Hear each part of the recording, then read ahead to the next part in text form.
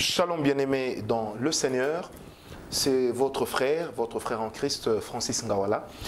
Alors, aujourd'hui nous commençons un enseignement qui nous prendra 3 jours, mais moi je voudrais parler sur les refuges de l'homme chez Dieu. Quels sont les refuges de l'homme chez Dieu? Commençons d'abord par définir le concept. Lorsqu'on parle de refuge en français, il y a 2 grandes définitions que je voudrais donner. La première définition de refuge, c'est que le refuge, c'est un endroit où une personne qui est poursuivie ou évadée trouve la place. C'est un endroit où quelqu'un qui est poursuivi, qui est menacé, va se mettre à l'abri. C'est ce qu'on appelle un refuge. Un refuge, c'est également un endroit de même catégorie se retrouvent en paix, en sécurité entre elles. Je reprends, un refuge, c'est simplement un endroit où une personne qui est poursuivie, qui est menacée, se sent en sécurité ou trouve un abri. Un refuge, c'est également un endroit où des personnes de même catégorie se retrouvent parce qu'ils s'identifient ensemble dans ce qu'ils font ou dans ce qu'ils sont. Bien dans le Seigneur, encore une fois, shalom. Alors, quels sont nos refuges en Dieu? Lorsque nous marchons avec le Seigneur, quels sont les refuges et à quoi servent-ils? Nous sommes en confinement, nous sommes dans une période où les activités de l'homme sont restreintes et c'est également quelque chose d'important de savoir comment gérer ces moments. Remarquez ceci, avec le confinement ou avec la maladie, chacun trouve refuge chez lui. Chacun trouve refuge dans sa maison. Mais il y en a également, lorsqu'ils tombent malades, ils trouvent refuge chez eux, mais dans leur chambre, parce qu'ils sont coupés du reste de la famille. C'est ce qu'on appelle la quarantaine. Comment est-ce qu'un homme peut trouver refuge chez lui? Et qu'est-ce que cela représente, avoir Dieu comme refuge? Amen. Je vous invite à lire moi un texte avec moi, un texte de la Bible. Nous sommes dans Nombre 35. Nombre 35, nous allons lire le verset 6. Ensuite, nous allons sauter jusqu'au verset 11 et nous continuerons. Nombre 35, verset 6. La Bible dit, « Parmi les villes que vous donnerez aux Lévites, il y aura 6 villes de refuge où pourra s'enfuir le meurtrier et 42 autres villes. » Remarquez, on dit, « Parmi les villes que vous donnerez aux Lévites. » Sachez que les Lévites étaient considérés comme la nation de Dieu, ou je devrais dire comme la tribu de Dieu. Lorsqu'on est en train de dispatcher les territoires selon les villes, Dieu va déjà jusqu'à dire que lorsque vous donnerez aux Lévites des villes, la ville, l'une des villes sera consacrée à quoi? Elle sera consacrée à recevoir les gens. Elle sera consacrée à être un endroit où les Lévites pourront recevoir ceux qui veulent s'enfuir ou ceux qui souhaitent s'enfuir. Et quelque chose d'extraordinaire, nous continuons avec le verset 11. Vous vous établirez des villes qui soient pour vous des villes de refuge, où pourra s'enfuir le meurtrier qui aura tué quelqu'un involontairement. Merci Jésus. Ces villes vous serviront de refuge contre le vengeur du sang, afin que le meurtrier ne soit point mis à mort avant d'avoir comparu devant l'assemblée pour être jugé. Des villes que vous donnerez, 6 seront pour vous des villes de refuge. Vous donnerez 3 villes au-delà du Jourdain, et vous donnerez 3 villes dans le pays de Canaan. Ce seront des villes de refuge. Ces 6 villes serviront de refuge aux enfants d'Israël, à l'étranger et à celui qui demeure au milieu de vous. Là pourra s'enfuir tout homme qui aura tué quelqu'un involontairement. Magnifique. Regardez la justice de Dieu. Le Seigneur insiste qu'il y aura 6 villes. Et ces villes appartiendront à qui? Aux Lévites. Ceux qui auront tué involontairement, ceux qui seront poursuivis pour une telle autre raison, pourront aller jusqu'à ce que la justice puisse faire son travail.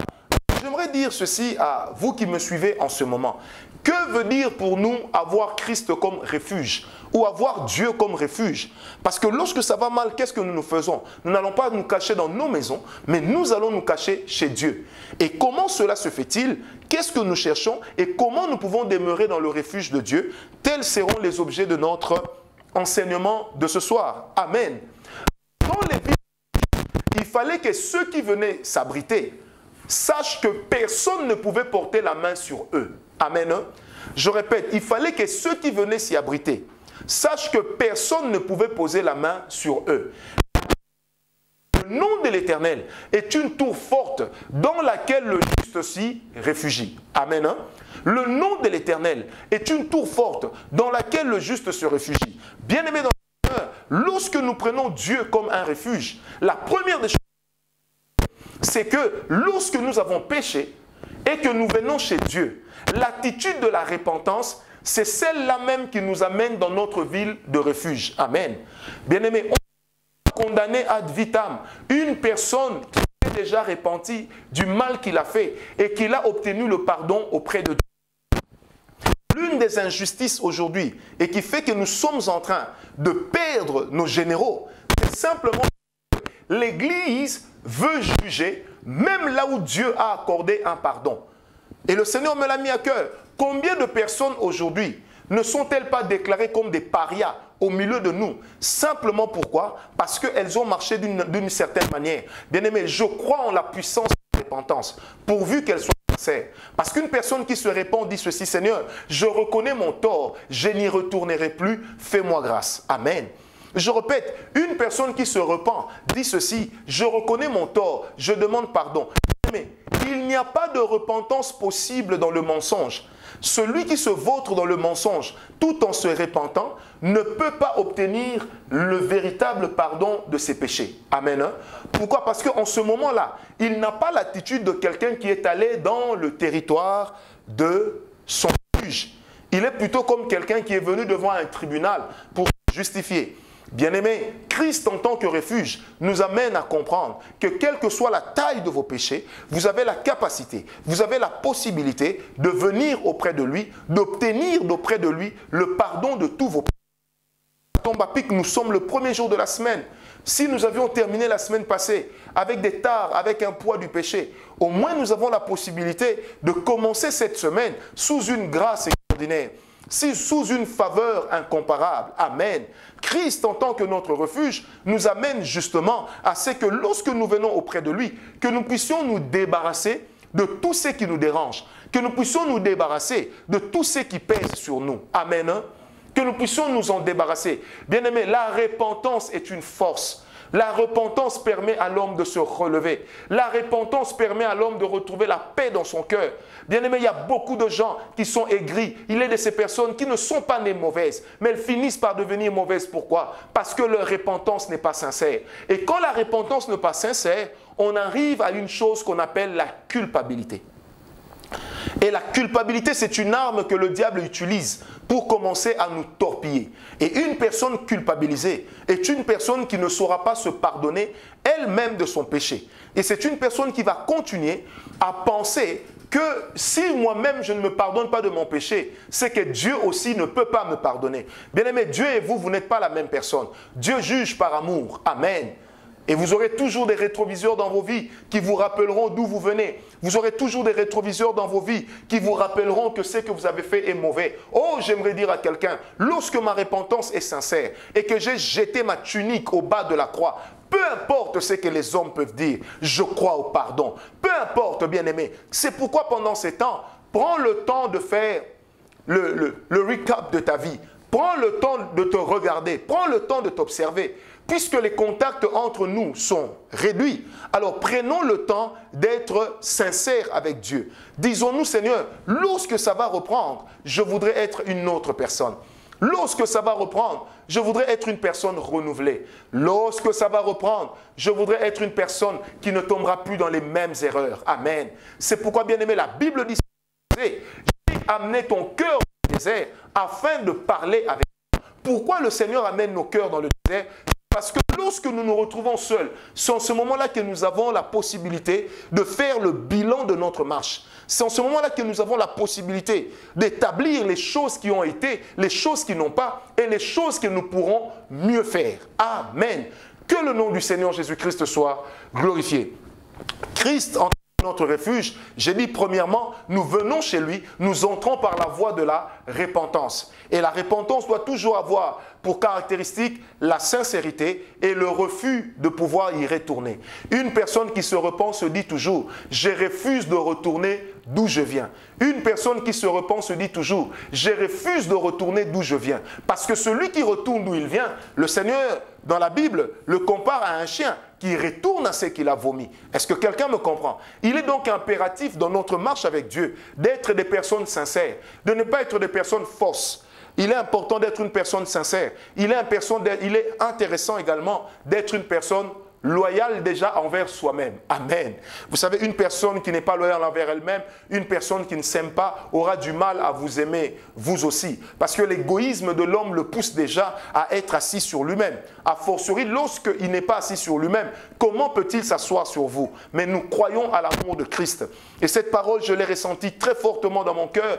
J'aimerais dire à quelqu'un, si ta repentance est sincère, le pardon sera aussi rapide. Je répète, si ta repentance est sincère, le pardon sera également rapide. Une des choses qui nous bloque, c'est de penser que si les hommes nous condamnent, Dieu aussi est en train de nous condamner. Non, Dieu regarde la sincérité de ton cœur. Dieu regarde le désir de ton cœur, l'engagement que tu prends de ne plus retourner dans les choses dans lesquelles tu avais été tiré. L'engagement que tu prends de ne plus aller là où on t'avait pourri la vie. Parce que le Seigneur Jésus est le Dieu Tout-Puissant. Amen.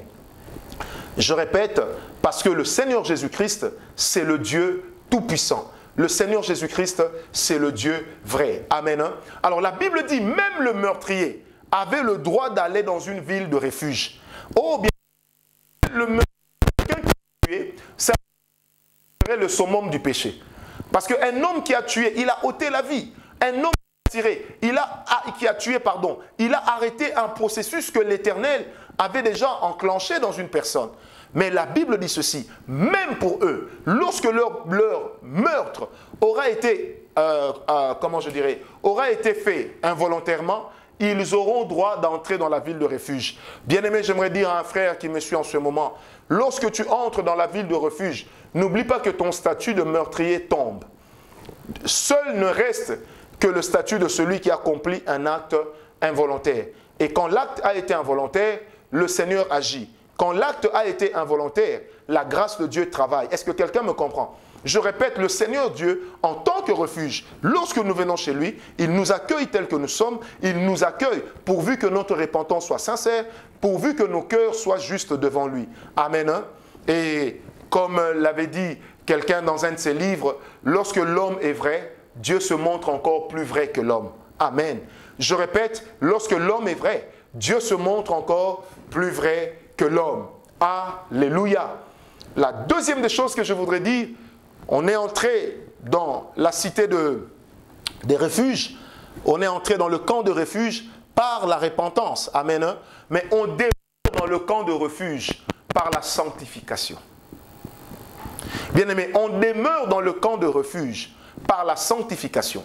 Ce qui veut simplement dire que lorsque nous ne nous sanctifions pas, lorsque nous sommes tombés dans un péché et que nous y retournons, bien-aimés, nous ne sommes plus dans la ville de refuge. Pour demeurer dans la ville de refuge, nous avons besoin d'une chose, laquelle? C'est de mener une vie de sanctification. La sanctification, c'est la seule chose qui nous donne d'adopter la nature de Dieu. Bien-aimé, la plus grande révélation que Dieu donne à l'homme, et la première, c'est la révélation de sa sainteté. J'entends aujourd'hui des gens dire, il faut que le péché abonde en moi pour que la grâce puisse surabonder. Je voudrais vous dire, au nom de Jésus, par les compassions de Christ, tu n'as pas besoin d'abonder dans le péché, parce que ma Bible à moi me dit aussi ceci, que tout don parfait et toute grâce excellente descendent du Père de lumière, du Dieu Tout-Puissant, en qui il n'y a ni changement, ni ombre de variation. Cher ami, donc lorsque je viens chez Dieu, je sais que dans la sanctification, je peux également avoir la possibilité de me sortir de tout ce qui peut me déranger. Bien-aimé, je ne sais pas pourquoi je le dis, mais je le dis quand même. Il n'y a rien de pire chose dans la vie de l'homme que d'avoir une conscience chargée, que d'avoir une conscience qui te fait de reproches. Cela finit toujours par devenir dans ta vie comme un talon d'Achille. Même quand tu as envie d'avancer, tu as toujours comme l'impression que les gens me jugent. Tu as toujours comme l'impression que les gens me regardent. Tu vas même juger les regards des personnes qui sont sincères avec toi. Tu vas même juger les regards des personnes qui ont décidé de t'aider. Pourquoi? Parce que simplement, Tu es entré dans la ville de refuge, mais la sanctification ne te maintient pas. Amen. Je prie Dieu ce soir, pour toi qui me suis de là où tu es, que la grâce du Seigneur te localise, que tu demeures dans la sanctification. Bien-aimé, la sanctification, c'est une œuvre accomplie par le Saint-Esprit en nous. La sanctification, c'est une œuvre accomplie par la parole de Dieu qui demeure dans nos cœurs. Mais la sanctification, c'est également une œuvre accomplie par la qualité de notre discipline. Il n'y a pas de sanctification sans réelle discipline. Il n'y a pas de vision sans discipline. La discipline, c'est le socle. Si tu bâtis sur la vie des autres et sur ce que les autres disent, tu n'avanceras pas. Bien-aimé, sanctifie-toi. Entre dans la ville de refuge par la repentance, demeure-y par la sanctification et tu seras une personne que d'autres ne pourront pas ramener dans le puits dans lequel l'Éternel t'a tiré. Pourquoi? Parce que l'œuvre de Dieu, parce que l'œuvre de Dieu consiste également à ce que toi, tu puisses ressembler à Dieu. Et la possibilité que nous avons aujourd'hui, c'est celle de ressembler à Dieu. Et nous ressemblons à Dieu par quoi? Par la qualité de nos cœurs, par la qualité de notre marche, par la qualité de notre vie. Et ces choses sont possibles. Parce que lorsque nous demeurons dans une vie de qualité avec Dieu, ça ne veut pas dire que nous demeurons dans une vie d'argent, dans une vie de finances. Non, mais nous demeurons d'abord dans une vie de sanctification. Bien-aimés, lorsque je regarde autour de nous, combien de personnes sont en train de voir leur vie leur être ôtée? Posons-nous la question, si ces choses nous étaient arrivées, qu'est-ce que nous serons devenus? Où serons-nous partis? Amen. Parce que la Bible dit ceci, le Seigneur dira, dehors les impudiques, dehors les adultères, dehors les voleurs, dehors les méchants. J'aimerais dire à toi qui me suis, personne ne te mettra dehors lorsque tu marches dans la sanctification. Parce que la sanctification t'amène à faire quoi? Non pas à ne plus pécher, non. Mais la sanctification t'amène à ne plus être soumis à la vie de péché. Si le péché peut être collé à la nature humaine, la sanctification peut nous aider à nous en détourner. Amen. Et le Seigneur fait également ces choses. C'est pourquoi, lorsque tu es sanctifié, tu n'as pas besoin de crier partout. Moi, je suis pur. Moi, je suis saint. Non. Ta sainteté se voit dans la qualité de ta vie, se voit dans la qualité de ta marche. Et tu es la première personne à savoir si oui ou non tu marches dans la sanctification. Bien-aimé, on peut tromper les hommes, on ne peut pas tromper Dieu. On peut se voiler devant les hommes, on ne se voilera pas devant Dieu. On peut même nier les choses, mais on ne les niera pas devant Dieu. Pourquoi? Parce que la Bible dit, il n'y a rien de caché devant Dieu qui ne doit être découvert.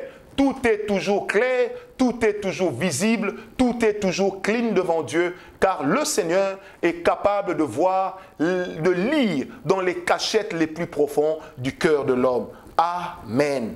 Je disais Amen. Cela est très important. Alors, lorsque nous avons demeuré dans le refuge par la sanctification, il y a quelque chose d'extraordinaire. C'est vrai que le refuge duquel je parle, ce n'est pas un refuge duquel on doit sortir, mais c'est le refuge dans lequel on doit demeurer. Donc la troisième des choses serait celle-ci, c'est que lorsque nous avons pris Dieu comme un refuge, eh bien qu'est-ce qui se passe? Nous développons un nouveau potentiel de vie. Bien aimé, je ne sais pas pourquoi le Seigneur me le dit, mais il y a des gens pendant ce temps que l'Éternel est en train d'équiper, afin que lorsque les choses répondront, que la vie puisse avancer avec une grande vitesse. Que les choses puissent avancer avec un grand éclat. Et je voudrais te dire de la part de Dieu, toi qui as vécu en ce temps, toi qui continueras à vivre après ce temps, n'oublie jamais que Dieu te donne une seconde chance. Dieu te donne une chance pour que la condamnation ne pèse pas sur toi. Dieu te donne une chance pour que les aléas des hommes ne soient pas une condamnation pour toi. Dieu te donne une chance pour que le mandat d'arrêt lancé par le diable ne puisse pas t'engloutir. Amen. Parce que bien aimé, quand le il sait qu'il doit s'arrêter lorsque toi tu entres dans ton refuge. Si la malédiction te suit, elle sait qu'elle doit s'arrêter lorsque toi tu entres dans la terre de ton refuge. Et puisque nous parlons sur la terre de notre refuge, quand tu entres dans la terre de ton refuge, qu'est-ce qui se passe? Tu dois également être une personne consciente de ton état, consciente de ce qui ne va pas. Bien-aimé, la délivrance est impossible ou est très difficile dans la vie d'une personne qui ne réalise pas son état. Voilà pourquoi j'ai toujours dit, la délivrance est un domaine de collaboration entre l'homme et Dieu. Pour que l'homme acquiert sa délivrance, il faut aussi que l'homme se rende compte que ça ne va pas. C'est même à cela que sert la cure d'âme. Je me rends compte que ça ne va pas. Alors qu'est-ce que je fais? Je viens chez Dieu. Qu'est-ce que je fais? J'avoue mes péchés. Qu'est-ce que je fais? Je demeure dans la sanctification. Qu'est-ce que je fais? Je parle de moi devant Dieu. Je parle de moi à Dieu. Et en ce moment-là, que fait le Seigneur? La lumière de son esprit pénètre nos cœurs, nous pénètre jusque dans nos entrailles. Et c'est là que l'Éternel va commencer à élaguer toutes les mauvaises choses qui ont pu se vautrer en nous, toutes les mauvaises choses qui se sont collées à nous, toutes ces scories. Et c'est par là que lorsque nous allons sortir, les gens verront que nous serons devenus des nouveaux hommes. Amen. J'ai à cœur de te dire, le Seigneur me l'a dit, il te donnera un nouveau départ. Il te donnera un nouveau départ. Quand les gens te regarderont, ils se poseront la question, mais comment il a fait pour demeurer là-bas? Mais comment il a fait pour voir sa vie changer? Parce que simplement, tu as eu Christ comme refuge. Amen. C'est pourquoi, bien-aimé, à la fin de cet enseignement, chacun de nous va prier pour dire, Seigneur, je crois en ton pardon. Par conséquent, les démons qui agissent dans ma vie, à cause de mes repères du passé, je les chasse. Les esprits impurs qui travaillent dans ma famille, à cause des alliances de nos aïeux, moi, je viens me lever contre eux au nom de Jésus. Bien-aimé, certaines fois, le diable se joue de nous pour nous-mêmes, nous ne comprenons pas toujours la force de ce que Dieu fait. Parce que nous-mêmes, nous ne comprenons pas toujours les choses desquelles nous pouvons bénéficier lorsque nous demeurons dans la présence de Dieu. Parce que nous-mêmes, nous ne réalisons pas toujours la qualité des choses desquelles nous pourrons faire l'objet en termes de faveur, en termes de grâce de la part de Dieu, si nous apprenons à les regarder et à les comprendre. Est-ce que quelqu'un m'a compris? Amen. Bien-aimés, il est donc impératif, chers amis, vous qui me suivez en ce moment, de comprendre que lorsque Christ est notre refuge, lorsque je suis en Dieu, j'ai la possibilité maintenant, non seulement de me sortir du gouffre de la malédiction, mais aussi de sortir ma famille du gouffre de la malédiction. Donc pendant ce temps, prends également le temps de faire un check-up de ta famille. Prends le temps de voir comment les gens se comportent chez toi. Prends le temps de voir quelles sont les choses qui gangrènent ta vie, qui gangrènent la vie de ta famille.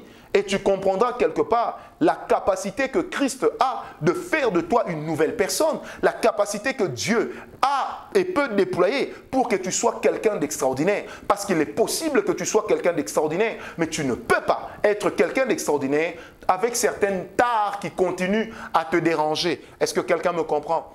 Parce que la qualité de ta vision dépend de la qualité de ta marche, de la qualité de ta discipline.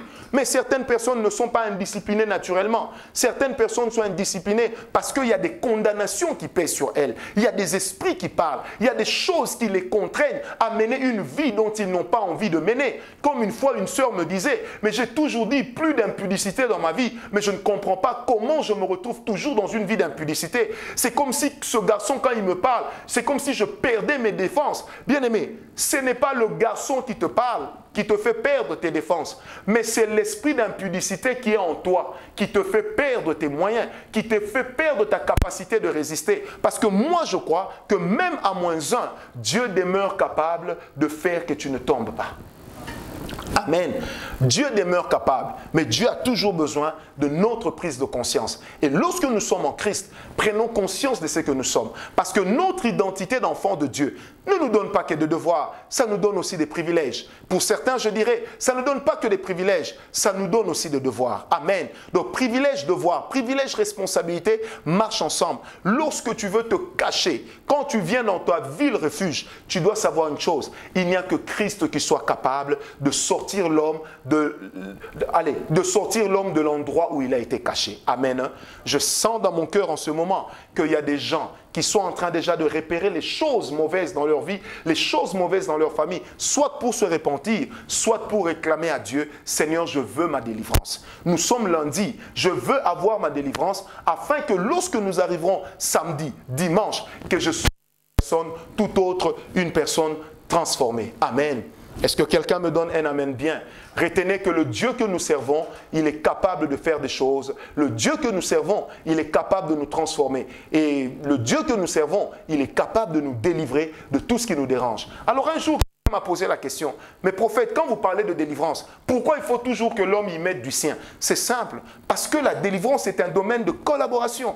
Un homme peut être sauvé et directement être délivré. C'est vrai, on en a vu, mais bien aimé, il y a aussi des gens qui doivent passer par la délivrance pour sortir des tares de leur vie, pour sortir des choses qui caractérisent leur famille. Bien-aimé, tu as des choses dans ta famille, tu as des malédictions dans ta famille. Les gens ne se marient pas. Les gens se retrouvent toujours en train de croupir sous le poids des mêmes malédictions. Les gens se retrouvent toujours en train de croupir sous le poids du même style de vie. Bien-aimé, parce que vous avez retrouvé refuge dans le camp du diable, je te propose le refuge dans le camp de Dieu. Et ce refuge-là a la possibilité de t'amener justement à vivre autre chose et à changer ta vie. Bien-aimé, la délivrance de plusieurs personnes est difficile tant qu'il n'y aura pas encore de ras-le-bol. Ça veut dire tant que ces personnes n'auront pas encore décidé de dire « trop c'est trop, enough is enough », maintenant, je veux que les choses changent. Bien-aimé, tant que tu ne seras pas arrivé à ce niveau, le diable va te regarder en riant. Et le Seigneur va se poser la question, mais qu'est-ce qu'il fait? Il devrait déjà comprendre ça pour que moi, j'agisse dans sa vie. Je prie maintenant que le Dieu que je sers dans mon esprit depuis mes pères soit la faveur d'une personne, t'amène à comprendre les choses qui se passent en toi. Amen. Maintenant, comment tu peux connaître les choses qui te dérangent? Comment tu peux connaître les mauvais repères de ta famille? Premièrement, regarde la qualité de la vie de tes parents. Deuxièmement, regarde la qualité de la vie des membres de ta famille proches et éloignés. Tu verras qu'il y a toujours des similitudes. Maintenant, ces similitudes-là sont des points que tu ressors. Et ces points-là, demain, peuvent devenir des talons d'Achille dans ta vie. C'est pourquoi qu'est-ce que tu fais? Lorsque tu observes ta famille, tu regardes les choses qui ne vont pas, tu les notes sur un papier, tu commences à prier pour ça. Parce que c'est dans la ville de refuge que l'homme peut avoir sa délivrance. C'est en Christ que l'homme peut avoir sa délivrance. Qu'il vous souvienne, il n'y a pas de plus grand sacrifice que le sacrifice de Jésus à la croix.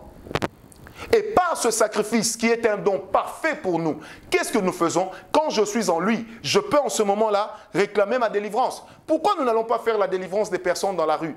Parce que simplement ces personnes ne connaissent pas Christ. Leurs démons peuvent partir. Mais si Christ ne remplace pas, si le Saint-Esprit ne reste pas habité, la Bible dit leur sort deviendra beaucoup plus grave qu'il l'était parce que le démon qui était parti va chercher 7 fois plus fort que lui. On ne dit pas il va chercher 7 démons, non. On dit 7 fois plus fort que lui afin de venir s'asseoir dans la vie d'une personne. Bien-aimé, lorsque nous venons chez Dieu, c'est là que nous cherchons notre délivrance. C'est là que nous travaillons pour la délivrance de nos familles. Papa, tu es là. Ces jours-ci, tu es dans ta famille, tu es avec madame, tu es avec les enfants. Prends le temps de les regarder. Prends le temps d'observer leur vie. Prends aussi le temps d'observer ta propre vie. Amen. Hein? Vous savez, j'ai reçu un couple il n'y a pas longtemps dans mon bureau. Et un vieux papa, il me dira ceci, il dit, prophète, quand je regarde mes enfants, rien ne marche. Il a parlé de ses enfants. À un moment, je lui ai dit, mais papa, le Seigneur me convainc qu'il n'y a pas que tes enfants chez qui ça ne marche pas. Chez toi-même aussi, ça ne marche pas. Il dit oui. J'ai dit en fait, ça ne marche pas chez tes enfants parce que toi qui es la racine, tu n'as rien fait pour corriger les mauvaises choses qu'il y a chez toi. Il me dit, prophète, oui, mais c'est vrai que quand aujourd'hui je regarde mes enfants, mais c'est pratiquement ma vie.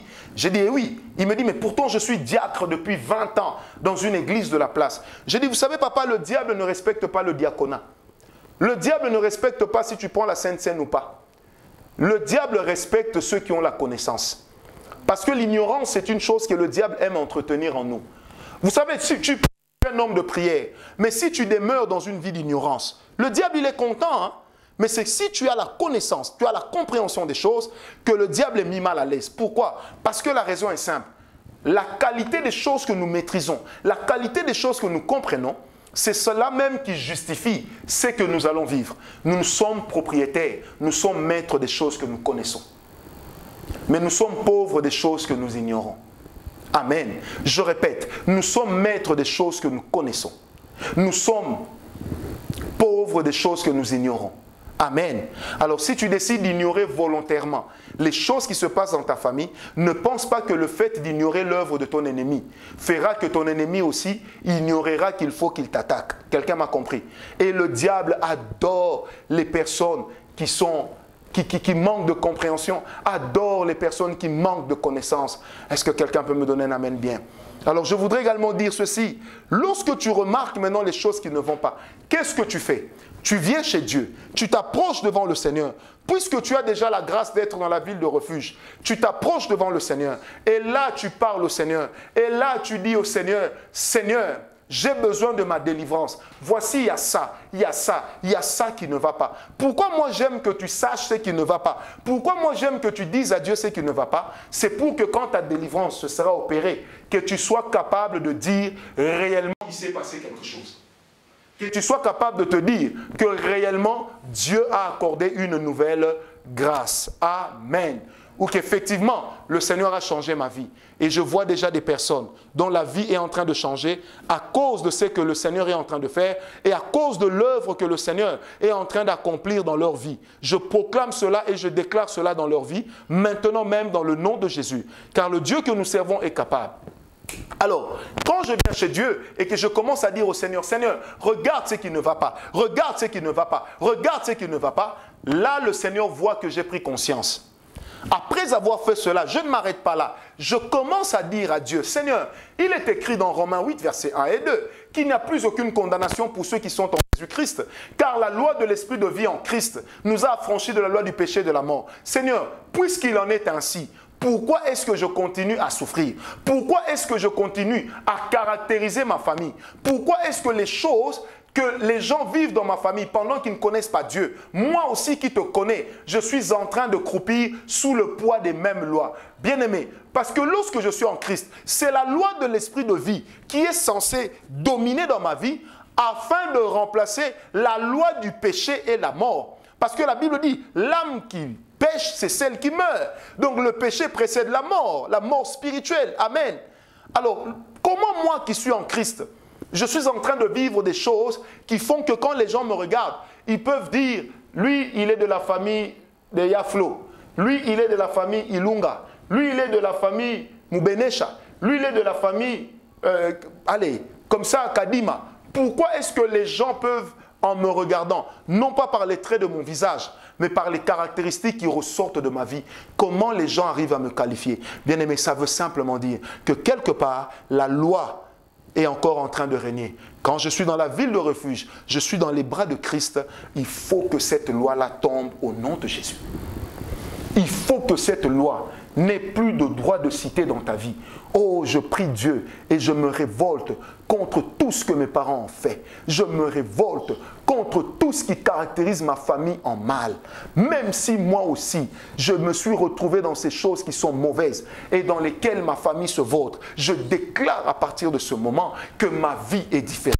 Je déclare à partir de ce moment qu'il est écrit dans Galates 2:20. Ainsi donc, si je vis, ce n'est plus moi qui vis, mais c'est Christ qui vit en moi. Si Christ vit réellement en moi, ça veut dire que ma vie est contrôlée par Christ. Si Christ ne peut pas être possédé, pourquoi moi donc je le serai? Si Christ ne peut pas se vautrer dans les tares, dans la malédiction des familles, pourquoi est-ce que moi je dois me retrouver dedans? Si Christ ne peut pas être maudit, pourquoi est-ce que la malédiction qu'on lance contre moi matin, si Christ n'est pas soumis aux intempéries spirituelles, pourquoi est-ce que moi j'y serais soumis? Oh, Rabat Santé, cela est possible de réussir, cela est possible de voir sa délivrance être opérée, cela est possible de voir sa délivrance s'opérer, de voir sa délivrance exploser. Pourquoi? Parce que le Dieu que nous servons, il est capable de changer notre vie, il est capable de nous sortir de toute forme d'oppression et de toute forme de possession au nom de Jésus. Mais réclame parce que tu es enfant de Dieu, réclame parce que cela est ton droit, réclame parce que personne ne peut te l'arracher. Tu es dans la ville de refuge et dans cette ville des refuges, il n'y a plus de condamnation sur toi. Dans cette ville des refuges, les réclamations des démons n'ont plus de place dans ta vie. Alors réclame la qualité de vie, réclame la grâce de Dieu, réclame que les choses auxquelles tu crois s'accompliront sans beaucoup d'efforts parce que la Bible dit Christ a tout accompli à la croix. Et même lorsque tu auras fourni beaucoup d'efforts, chaque effort produira. Parce que Dieu est en train de te transformer en une personne productive. Alors, la deuxième des choses, comme je dit, je suis là, j'ai dit non Seigneur, je suis de la famille des enfants de Dieu. Je ne peux pas vivre telle chose. Si dans ma famille, les gens vivent dans l'adultère, ça ne doit pas être mon cas. Si dans ma famille, les gens sont dans une pauvreté inouïe, ça ne doit pas être mon cas. Si mon père a eu 2, 4, 5, 6 femmes, ça ne doit pas être mon cas. Si mon grand frère s'est mal comporté, il a connu le divorce, ça ne doit pas être mon cas. Est-ce que tu peux dire avec moi en ce moment, ça ne doit pas être mon cas? Parce que ton cas est différent. Amen. Ça ne doit pas être ton cas, parce que ton cas est différent. Bien-aimé, oh Rabba Santere, ça ne peut pas être mon cas, parce que mon cas est différent. Le Dieu que je sers est avec moi. Le Dieu avec qui je marche est avec moi. Mon cas est différent. Si les autres avaient introduit une malédiction, je proclame que toi qui es dans la cité de Dieu, dans la ville de refuge, tu introduiras une saison de bénédiction. Tu introduiras une saison de visitation divine. Tu introduiras une saison de la grâce de Dieu. Je vois déjà les saisons dans la vie de plusieurs commencer à changer. Je vois déjà les saisons dans la vie de plusieurs commencer à changer. J'ai dit encore, je vois les saisons dans la vie de plusieurs commencer à changer. Car le Dieu que nous servons, il demeure le Dieu fidèle. Amen. Il demeure le Dieu fidèle. Troisième des choses, après avoir réclamé, qu'est-ce que je fais? Je réclame ce que Dieu doit me donner. Qu'est-ce que je fais? Je proclame. Vous savez, faire des proclamations, des déclarations de foi, c'est une manière de posséder ce qui est caché dans l'invisible. Parce que par la bouche qui dit des paroles de foi, nous prenons ce qui se cache dans l'invisible et nous l'amenons dans le visible. Par notre bouche qui parle au nom de la foi, nous avons la capacité de prendre des choses qui sont cachées, de les amener dans le physique, de les amener à se matérialiser, de les amener à devenir réels. C'est pourquoi j'aimerais dire que moi, je réussirai. La grâce de Dieu me couvre. La condamnation n'aura plus d'effet. Ma vie dans les jours à venir ne ressemblera pas à ma vie dans les jours passés. Ma vie après ce confinement ne ressemblera pas à ma vie pendant ce confinement. Parce que là, je suis devant un tribunal. Je suis en train de réclamer. Je suis devant un tribunal. Je suis en train de déclarer que ma vie n'est plus la même. Je suis en train de déclarer que ma vie est en train de changer. Je suis en train de déclarer que peu importe la condamnation des hommes, peu importe qui s'érige en rétroviseur pour dire il vient de là, pour dire il avait fait cela, moi je crois en la grâce de Dieu, je crois en sa capacité de faire des choses extraordinaires. Je crois en sa capacité non seulement de me bénir, mais je crois en sa capacité de faire de moi quelque chose de grand, quelque chose d'extraordinaire. Oh Ramana Sinkere, Dombra Potani Charavi, Denze Kretinia Pro, Duende Chitakambro Viganta Disabo, au nom de Jésus. Amen.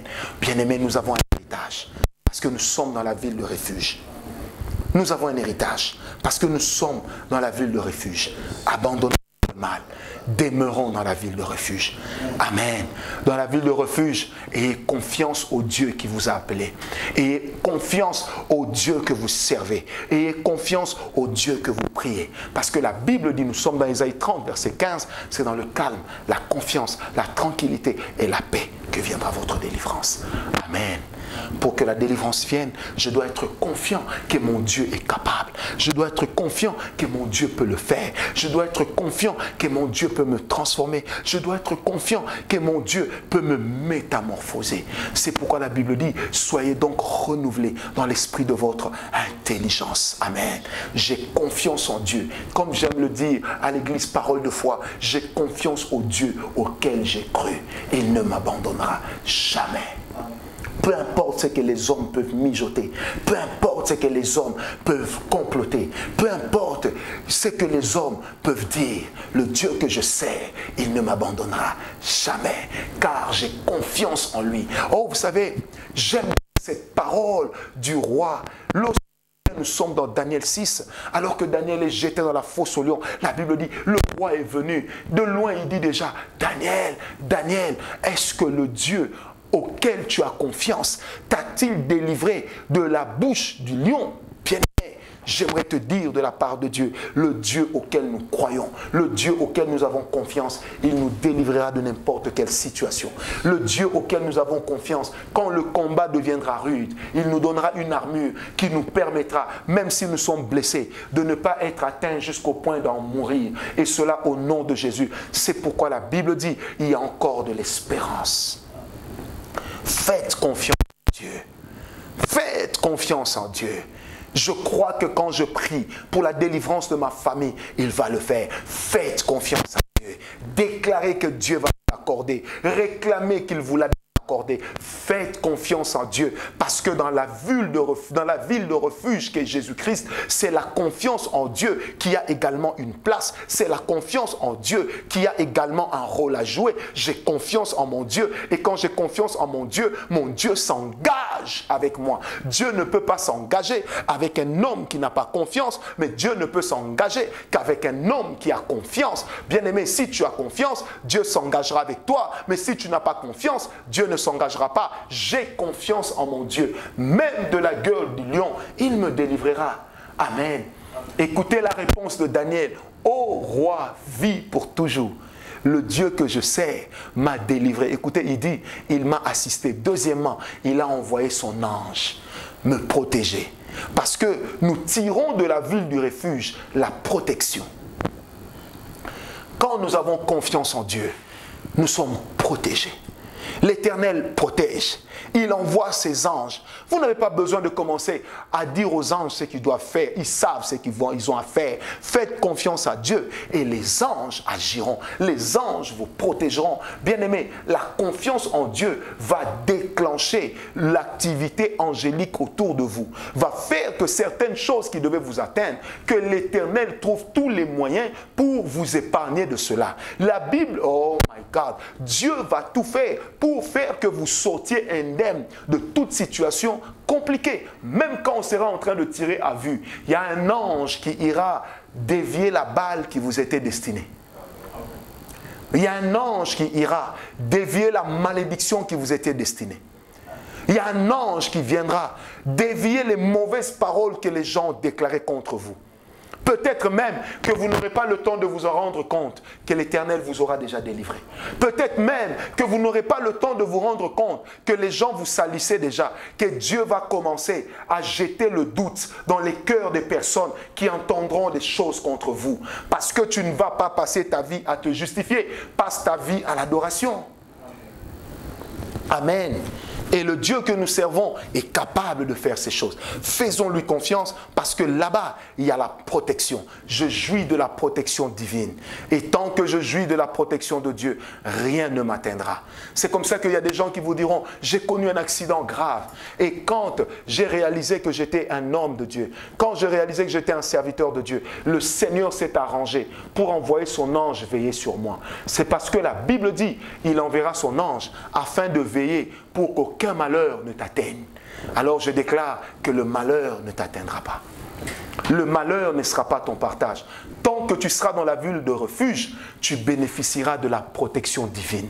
Autre chose, dans la ville de refuge, tu bénéficieras aussi de la bienveillance. Tu bénéficieras aussi des surprises agréables que l'Éternel réserve à ceux qui le craignent.